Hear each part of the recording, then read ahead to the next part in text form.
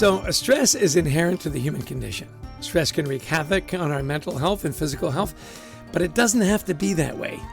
Hello, I'm Chester Elton, and this is my co-author and dear friend, Adrian Gostick. Well, thanks, Chess. Yeah, there's no doubt life can be complicated, messy, and, downright hard at times. And our guest today is going to give us strategies to navigate it. As always, we hope the time you spend with us will help reduce the stigma of anxiety at work and in your personal life. And with us is our new friend, Dr. Robin Henley Defoe. She is the author of the new book, Stress Wisely, How to Be Well in an Unwell World. Robin is a resilience expert, author, speaker, and multi-award-winning education and psychology instructor. She specializes in resiliency, navigating stress and change, personal wellness in the workplace, and optimal performance, both personal and organizational. She asserts that stress is a part of life and something we can and should plan for in order to regulate ourselves. Dr. Robin, we are delighted to have you on the podcast. Thanks for being here. Well, I'm very excited to spend time with you both. Thanks for having me. Well, thanks again for Robin for being here. Let's start with this big idea of stress. Something Chester and I don't really know much about, so you'll have to help us understand. Yeah. So what does it mean to stress wisely? I'm sure when you went to the publisher, they were like, come on, how can you stress wisely? So walk us through this and how we prepare for when the storms hit. Yeah, I appreciate that question. You're absolutely right. Whenever people hear that idea about stress wisely, is that even possible? My invitation is, we'll see. Let's have this conversation. So I think the first kind of big idea that I wanted to share in this work and in this research was something that I came upon where the reality is that stress is inherent to the human condition. It's actually how our biology and our physiology actually works, is we work with this nervous system that keeps us alive. It's our first line of defense. It's so important. Yet, when I'd work with groups all over the world, usually the ask they would have for me is, how do we make this stress free for our employees? Or how do we minimize the stress? Or how do we get rid of it? And what I realized is that if we're trying to work against our biology, that's basically a losing game. The idea came to me that we really have to think about strategies to make stress our ally, not our enemy. And if we learn how to work with our nervous system, we can be pretty unstoppable in most situations. Isn't that interesting? Make stress your ally, It's so interesting. I have to share a cute little story. There was a big movement in our communities and whatnot to support, the fringe people in the community. And so we had these buttons that would say ally on them. And I'll never forget, a guy came up to me and he said, who's Allie? Why are you wearing her button? I said, it goes a little deeper than that, but thanks. So whenever anybody says ally, I always think of the button moment. Listen, so clearly we get this wrong, and so what do most of us get wrong about managing stress, and what needs to change in our lives to focus on stress and wellness?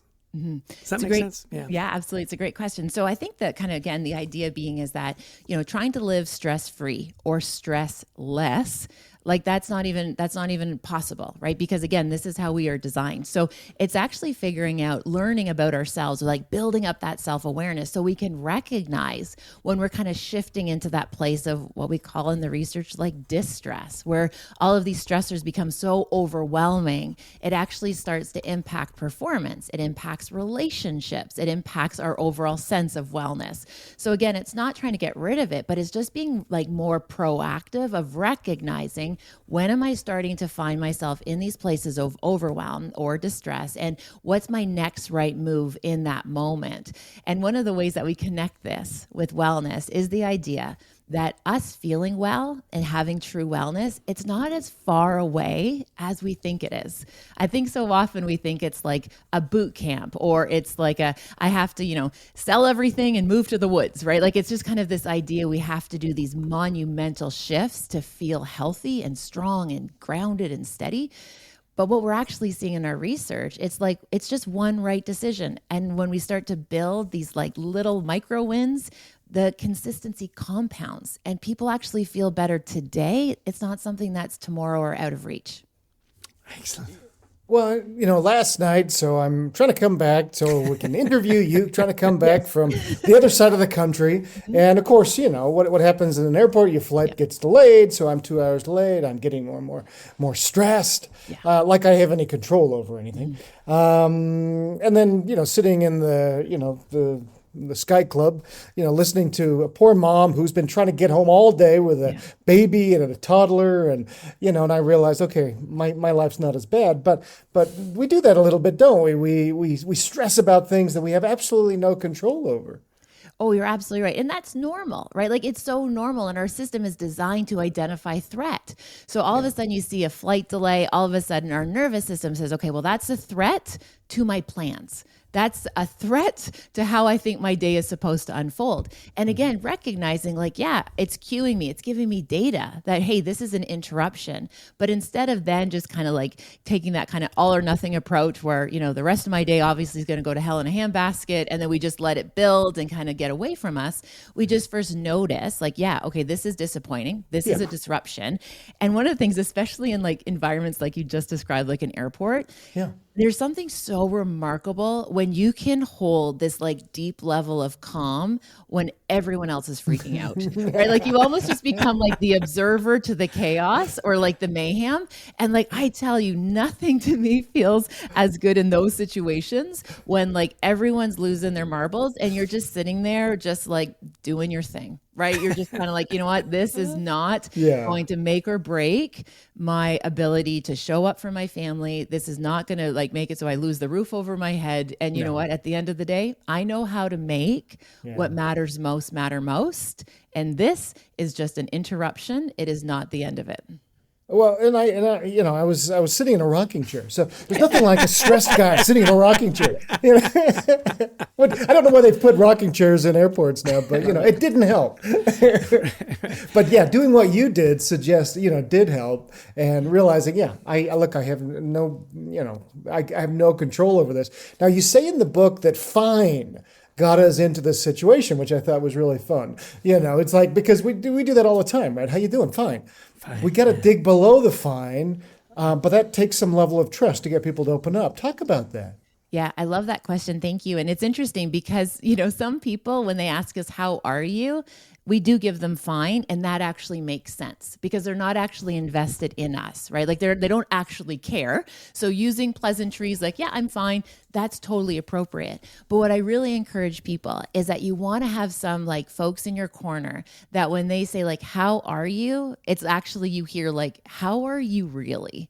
And that's when we can say, you know what? Overwhelmed. I'm feeling a bit burned out. I'm feeling tired. I'm feeling, or hey, you know what? My work has gone so well this week. I've had so many wins and I'm so proud of these achievements, because what we do is not only just minimize the bad stuff, we minimize the good stuff, because a lot of us don't want to come across as being like boastful or like ego driven. So we minimize the wins. So instead, we're just putting ourselves in this really awkward, disingenuous place of just fine. And I just think there's so many more conversations with the right people that could actually change how we're feeling and how we're showing up for one another.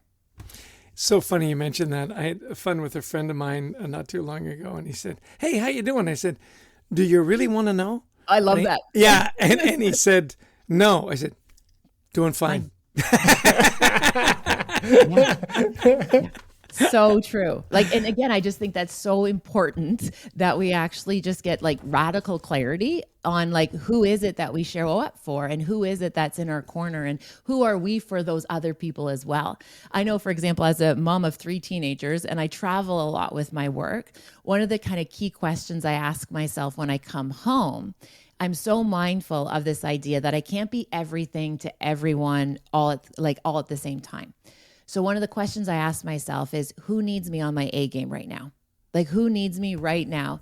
And like, again, it's just this clarity of like, it's not that I don't show up for the other people in my family, but if I know somebody, has a tryout or something's not going great for someone, or there's, really overwhelmed with school, it just puts me in that mindset that, again, I can show up and have that one critical conversation with that person who needs me the most.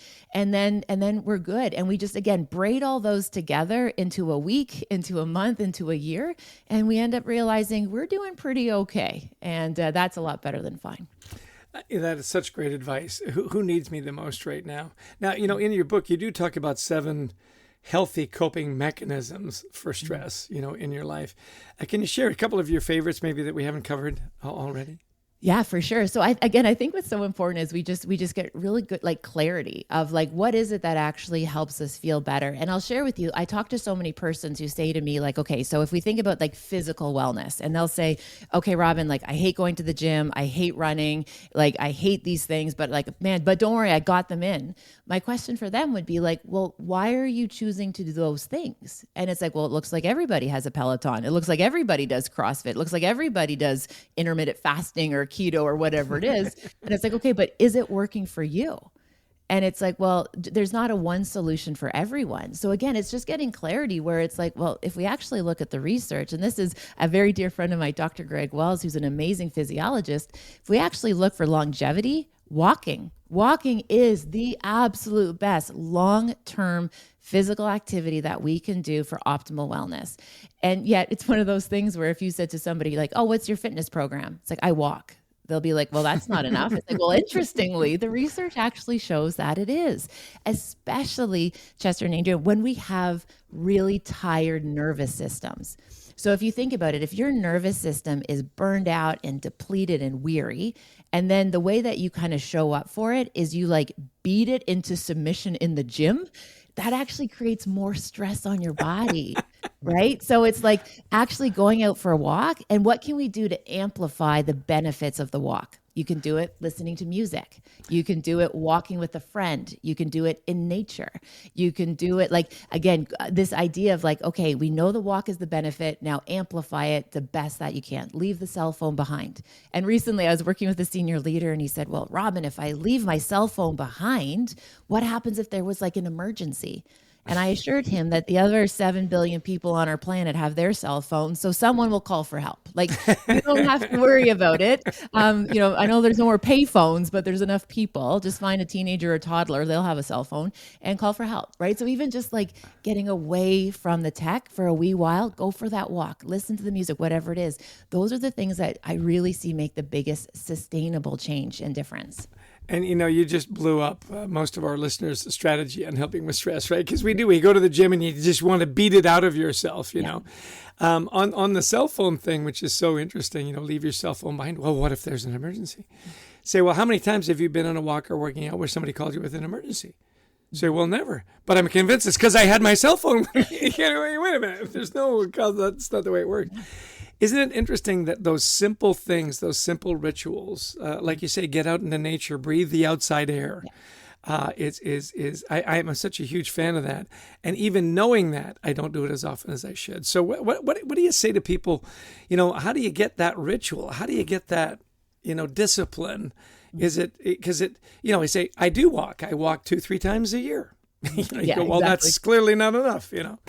Well, first, I think when people are thinking about like, how do we have any real sustainable behavioral change, we want to actually tap into that idea around our identity, right? Like I am somebody who walks every day, no matter what, rain, shine, snow, doesn't matter. I am somebody who like, it's part of who I am. This is part of what I do.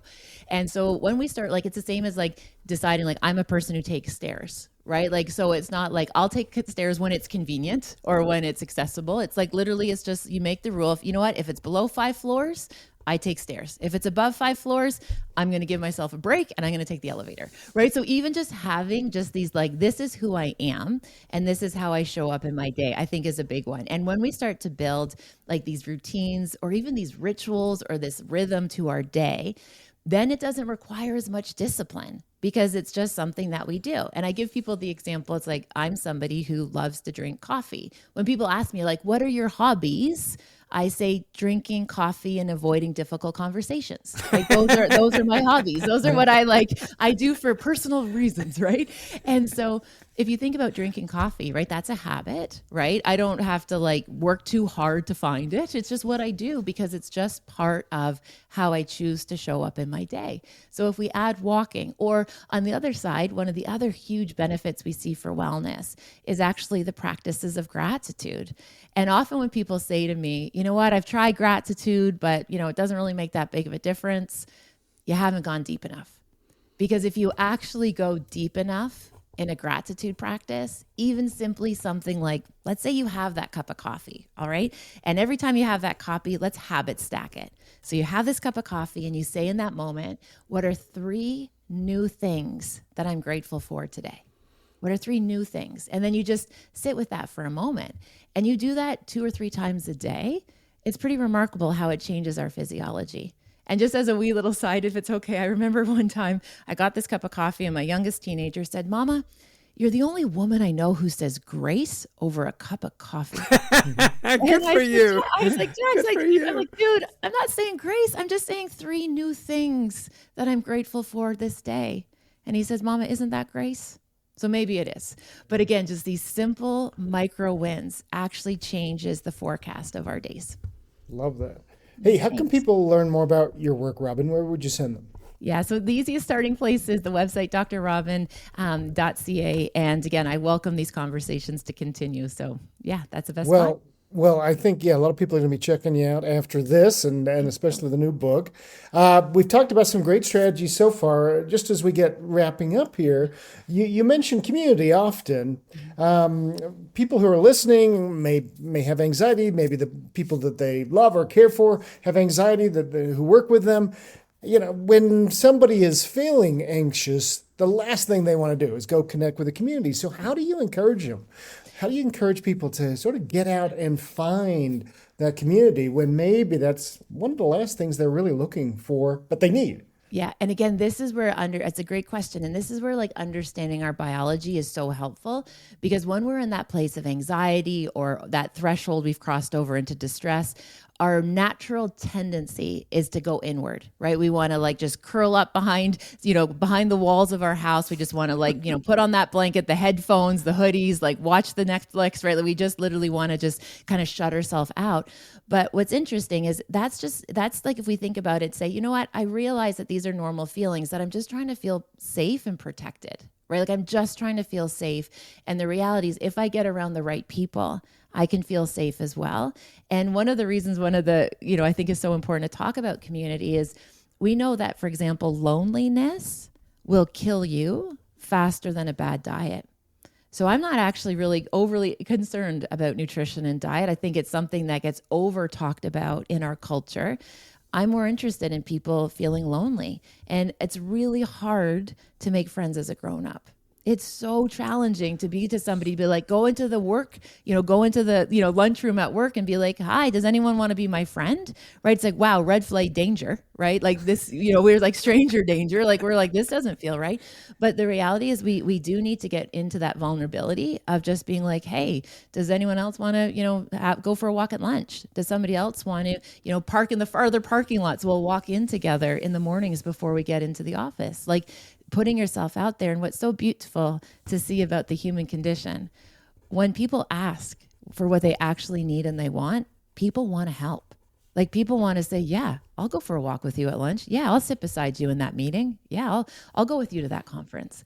And so asking for what we need, we can't be shy about it, even though when we recognize it's normal to not feel like it, but just remembering our thoughts, they're just thoughts, they're not directives. So just because you think you don't feel like it doesn't mean you don't have to do it. Excellent. Hey, we want to talk about gratitude. As you might guess, a lot of our work is around gratitude. And you've said a little bit about gratitude, the 3 things you're grateful for over your coffee. But could you walk us through what you've found in managing your anxiety and stress by using gratitude? Absolutely. And one of the things we see so often is, again, if we think about anxiety very much is rooted in the future, right? It's rooted in the future. If we think about things like depression, that's really rooted in the past, right? We feel guilty or we feel shame, where anxiety is very forward focused. And what the research shows, the best antidote to anxiety is action, right? Because we can kind of outthink ourselves into a tizzy. We can think ourselves into a tizzy, so to speak. So simply recognizing when we're in a really big action or an anxious state, the best thing we can do is choose one right decision for you. So that could be having a bit of a battle plan, or even just a list that's when I feel like this this is what I'm going to do. I'm going to listen to this song, or I'm going to call this friend, or I'm going to go get my car washed. Like literally just do something, because as soon as we get a little bit of momentum, all of a sudden other things in our body start moving around, right? So we're going to, let's say you do decide, I'm just going to go get my car washed, right? You're going to get a little dopamine released because it's a check mark of something completed. There's an obvious finish point of when you wash your car. You literally drive out and it's like, boom, something completed. Great, right? You get a dopamine hit for that, right? Or calling the friend, right? You get that oxytocin released as soon as you hear somebody or you hear a voice, or even it's like petting a puppy, right? Being around a dog, we know releases that oxytocin as well. So when you're feeling anxious, grab that leash if you can and take that dog for a tour. It's going to all benefit you. So I hope the big idea that we're able to communicate in this research and this work is it's small actions actually aren't that small after all, because this is what our best recipe is for living a good life. Yeah, I was just at a conference 2 weeks ago, and it was a bunch of 400 high-powered attorneys, and they in the very middle they had a little pen with puppies in it. Oh. And so there were all these attorneys sitting down, cuddling the puppies, and very therapeutic. And I love that you say that. Yeah. Hey, you've given us a lot of tactics that you use to be successful and calm yourself. This has been such a great conversation. Now, you've been studying stress for the last few years. You published this book. What one or two takeaways would you leave our listeners with today that you feel like are so important from all the work you've done? There you go. Yeah. And it's interesting because the research prior to this was, 20 years about human resiliency, right? So I worked with people who had gone through some of the most catastrophic life events. And what I got so curious about is certain people were able to weather those better. And that's what really opened that conversation to understanding wellness and stress. And what we do before the big, bad, challenging things happened actually has so much of an impact on how we can bounce back and recover from it. So again, understanding where this kind of started and where it's gotten to. In terms of some takeaways, again, the first one, and I've already shared this, is the idea that feeling good isn't as far away as we think it is. Right? Like, what's that one thing that you can do in the moment to actually feel better, and then slow down enough to enjoy it, like feel it, appreciate it, like be present for it. Right now, we're just almost kind of in this ongoing hustle and this relentlessness of the pursuit, right? Making little moments memorable.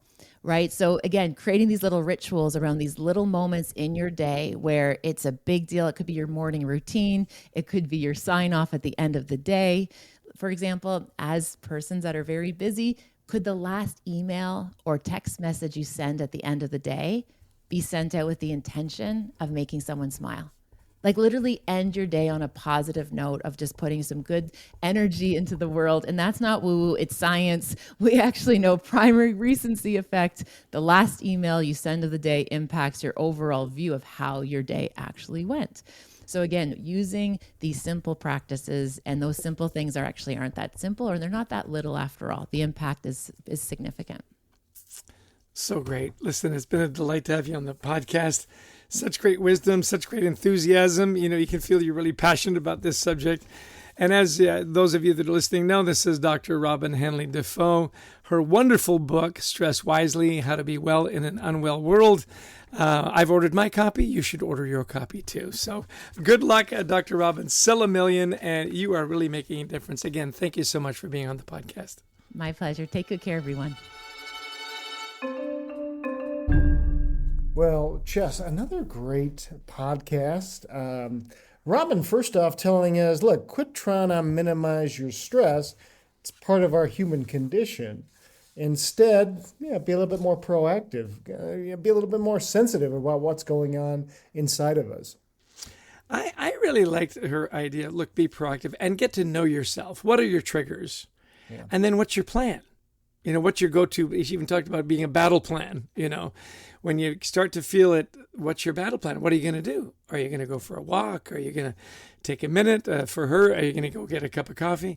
I thought that was really good. The idea of trying to have a stress-free environment is a ridiculous goal. It's never going to happen, right?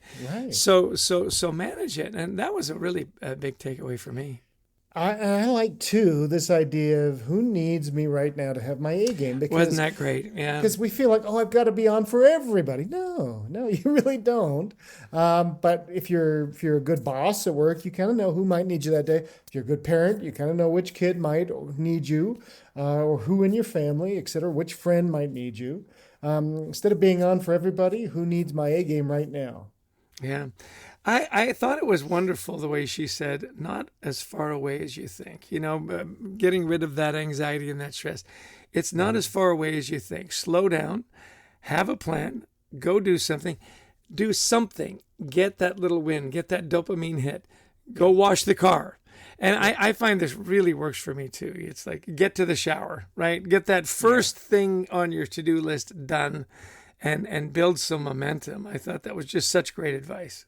And that idea too, when a psychologist is working with somebody who has hit rock bottom, sometimes it is that. It's shower. It's just do that simple thing. And she's right. By doing that one thing, we feel like, okay, other things may be possible. So you're exactly right. I like this idea too, when we were talking about, you asked the question about what are some of the simple strategies. Put things in your day that you like to do, whether it's, walking or taking the stairs or whatever, but build that into your identity. So you go, when people say, tell me about yourself. Well, I'm a stair walker. Yeah, I take the stairs.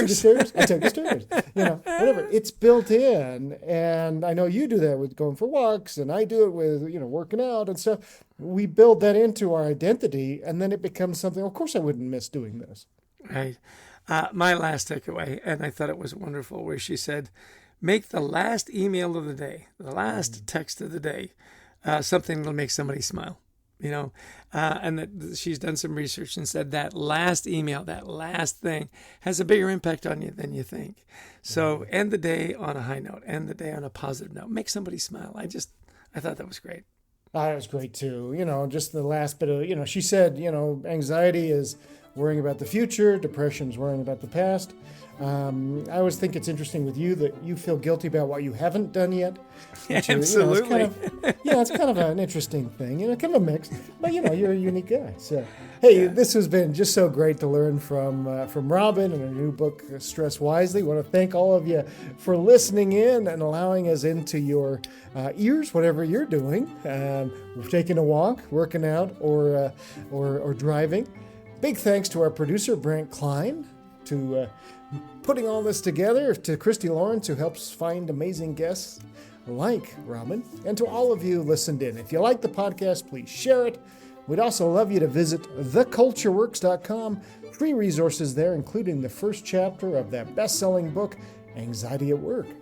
Yeah, and we love to speak to audiences around the world. We do it in person, we do it virtually, on the topics of culture, teamwork, resilience.